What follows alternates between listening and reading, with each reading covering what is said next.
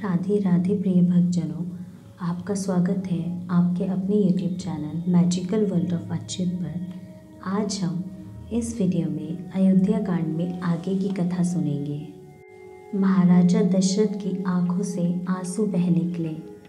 पिताजी, यह दुख मनाने का समय नहीं है। श्री राम बोले, अपने को संभालिए, अभी आपको एक और वचन पूरा करना है। कृपया भरत को बुलाकर उसे यथाशीघ्र राज्य सौंप दीजिए। महाराजा दशरथ से कोई जवाब नहीं बना। वे गहरी श्वास छोड़कर पल भर के लिए संज्ञा शून्य हो गए। उनकी यह हालत देखकर आसपास खड़े लोगों में कोहराम मच गया। रानियों ने रुदन से महल गुंजा दिया। सुमंत ने बुरा मानकर कैकई से कहा, आपने यह ठीक नहीं किया। महाराजा दशरथ जैसा महाप्रतापी राजा आज आपके कारण जो कष्ट पा रहा है वह अवर्णनीय है। संसार आपके कृत्य को कभी क्षमा नहीं करेगा। सर्वत्र आपकी निंदा होगी। आश्चर्य है कि आपके पाप से धरती फट क्यों नहीं पड़ी। कैकई ने सुमंत की बात की और ध्यान नहीं दिया। वह तो भरत के राज्याभिषेक की कल्पना से भाव विभोर थी। महाराजा दशरथ ने धीरे से आंखें खोली। एकाएक ख्याल आया, क्यों न राम के वनवास को कष्ट विहीन बना दिया जाए। वे सुमंत से बोले, मंत्रीवर, राम तो वन जा ही रहे हैं, उनके साथ चतुरंगिणी सेना भी भेज दो। अंगरक्षक और खास मित्र भी चले जाएं। वन में यज्ञ और तप करते हुए वे आनंद पूर्वक वास कर सकें। इसके लिए भरपूर अन्न और धन दिया जाए। कैकई को यह सब पसंद नहीं आया। वह मुंह बनाकर बोली, वाह महाराज, बहुत खूब। अगर राम के साथ सेना, धन धान्य और साथी संगी चले गए तो भरत के लिए यहाँ क्या रह जाएगा।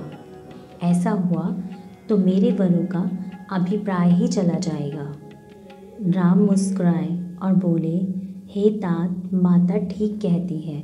वन में भोग विलास की सामग्री ले जाकर क्या करूँगा। वहाँ तो मुझे तपस्वियों के समान ही रहना है। मुझे ना धन धान्य चाहिए और ना ही चतुरंगिनी सेना। बस हमें तन ढांकने को वल्कल वस्त्र दीजिए, साथ ही एक फावड़ा और एक टोकरी। कैकई ने अगले पल ही राम की मांगी हुई वस्तुएं उनके आगे रख दी। वल्कल वस्त्र राम के लिए ही नहीं, सीता के लिए भी रख दिए और बोली, लो, ये वस्त्र धारण करो और यथाशीघ्र वन जाओ। राम ने राजसी पोशाक उतार दी और वल्कल वस्त्र धारण कर लिए। इन वस्त्रों में वे बड़े ही ओजस्वी प्रतीत हो रहे थे। लक्ष्मण ने भी वल्कल वस्त्र पहन लिए। अब कैकई सीता से बोली, तुम भी पहन लो जानकी। महाराजा दशरथ सब देख रहे थे।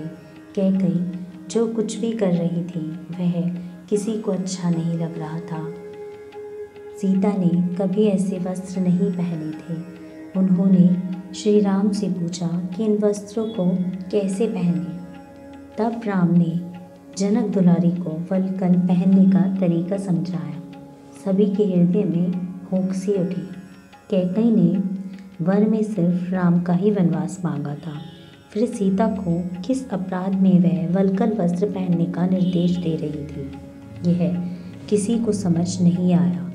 सभी महाराजा दशरथ की आलोचना करने लगे, जो कैकई को यह सब करते देख रोक नहीं पा रहे थे। दशरथ जी तो होश में ही नहीं थे। ऐसा दुखद दृश्य देखने से पहले ही वे बेहोश हो चुके थे। कैकई को किसी के भला बुरा कहने की कोई परवाह ही नहीं थी। पुत्र राजा बनने वाला था, ऐसी बातों का कोई असर ही नहीं हो रहा था। वैसे भी सीता ने पति का साथ निभाने का फैसला खुद ही किया था। कैकई को जली कटी सुनाकर भी क्या होता। राम ने एक बार चारों ओर दृष्टि घुमाकर सभी आदमियों को देखा, फिर पिता से बोले, तात, मैं जा रहा हूँ। माता कौशल्या आपके साथ हैं। उन्होंने हमेशा सभी का भला चाहा है। मेरे जाने से उन्हें बहुत दुख पहुंचा है। वह जिंदा तो है, लेकिन सिर्फ आपके लिए। उनका ध्यान रखिएगा। आपका मधुर व्यवहार ही मेरी माँ के दुखों को हर सकता है। वापस आऊँ तो मेरी माँ मुझे जीवित ही मिले। अच्छा, इतना कहकर राम ने सीता और लक्ष्मण को साथ लिया और वहाँ से बाहर निकल आए। महाराजा दशरथ फूट फूट कर रो पड़े। सुमंत से बोले, न जाने किन पापों का फल मुझे मिल रहा है सुमंत। देखो, मेरे बच्चे यहाँ से पैदल न जाए। एक रथ पर बिठाकर उन्हें देश की सीमा तक पहुँचा दो। रथ तैयार खड़ा था। श्री राम, सीता और लक्ष्मण रथ पर सवार हुए तो माता कौशल्या ने सीता को गले लगाकर कहा, जनक नंदिनी, तुमसे विशेष क्या कहूँ, तुम तो खुद ही समझदार हो। पत्नी का धर्म तुमने भली भांति निभाया है। पति राजा हो या रंक, उसका साथ कभी नहीं छोड़ना चाहिए। पति ही तुम्हारा सर्वस्व है। हे माता, श्री राम से अलग मैं कैसे रह सकती हूँ? भला चंद्रमा से कभी चांदनी अलग रह सकी है? मैं तो उनके पीछे छाया समान रहूंगी। माता कौशल्या की आंखें नम थीं। वह आगे कुछ न बोल सकी। राम ने माता के चरण स्पर्श किए और बोले, माँ, पिताजी अत्यंत दुखी हैं। उन्हें सांत्वना देकर शांत कीजिए। वनवास के 14 वर्ष देखते ही देखते समाप्त हो जाएंगे और हम फिर एक साथ रहेंगे। तीनों ने माता, पिता और उपस्थित जन समुदाय का अभिवादन किया। सुमंत ने रथ को जैसे ही आगे बढ़ाया, चारों ओर मर्मभेदी कोलाहल मच गया। अयोध्यावासी अपने प्रिय राम को जाते देख खुद को रोक नहीं पाए और सबका दिल भर आया। आंखों में आंसू भरे वे हे राम की चीत्कारों से वातावरण को गुंजाने लगे। रथ आगे बढ़ा तो अयोध्या के नर नारी, बच्चे बूढ़े सभी रथ के पीछे दौड़ पड़े। वे सुमंत से चीख चीख कर कह रहे थे, रथ रोको, रथ रोको। श्री राम को हमसे जुदा मत करो। हमें श्री राम के दर्शन जी भर कर करने दो। हमारा दुर्भाग्य कि जनक दुलारी और लक्ष्मण जी भी हमें छोड़कर जा रहे हैं। न जाने अब दोबारा हम कब उन्हें देख पाएंगे।